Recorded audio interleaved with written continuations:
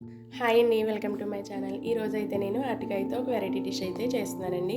ఇలా మనం అరటికాయలు కట్ చేసుకుని ఇందులో సాల్ట్, పసుపు, కారం, అలాగే కొంచెం ధనియాల పౌడరు, రైస్ పౌడర్ వేసుకుని కలుపుకుని మిక్స్ చేసుకుని ఇలా ఆయిల్లో డీప్ ఫ్రై చేసుకుని పక్కకు పెట్టుకోవాలండి. ఇలా డీప్ ఫ్రై చేసుకుని పక్కకు పెట్టుకోవాలి. తర్వాత మనం వేరే కడాయిలో ఆయిల్ పోసుకుని ఉల్లిపాయలు, పచ్చిమిరకాయలు కొంచెం వేగనివ్వాలండి.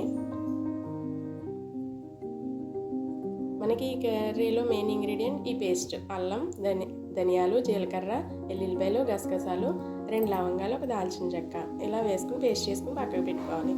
ఈలోపు మనకి ఉల్లిపాయలు, పచ్చిమిరకాయలు అయితే కొంచెం వేగినాయండి. ఇందులో సాల్ట్, పసుపు, అలాగే మనం ప్రిపేర్ చేసుకున్న పేస్ట్ని అయితే యాడ్ చేసుకోవాలి. ఇలా ఒకసారి అయితే కలిపేసుకోవాలండి. ఇలా కలుపుకున్న తర్వాత ఇందులో మనం కారం యాడ్ చేసుకోవాలి.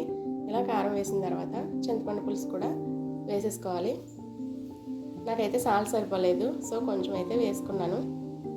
తర్వాత మనం డీప్ ఫ్రై చేసుకున్న అరటికాయ ముక్కలను అయితే ఈ విధంగా వేసేసుకోవాలండి. వేసేసుకుని ఒకసారి మూత పెట్టి మగ్గనివ్వాలి. చూసారా ఎంతో టేస్టీగా మనకి చేపల పులుసు ఫీలింగ్ వస్తుందండి ఇది చూస్తుంటే.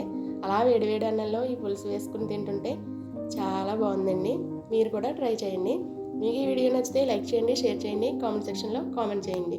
అలాగే సబ్స్క్రైబ్ చేసుకోవడం మర్చిపోకండి.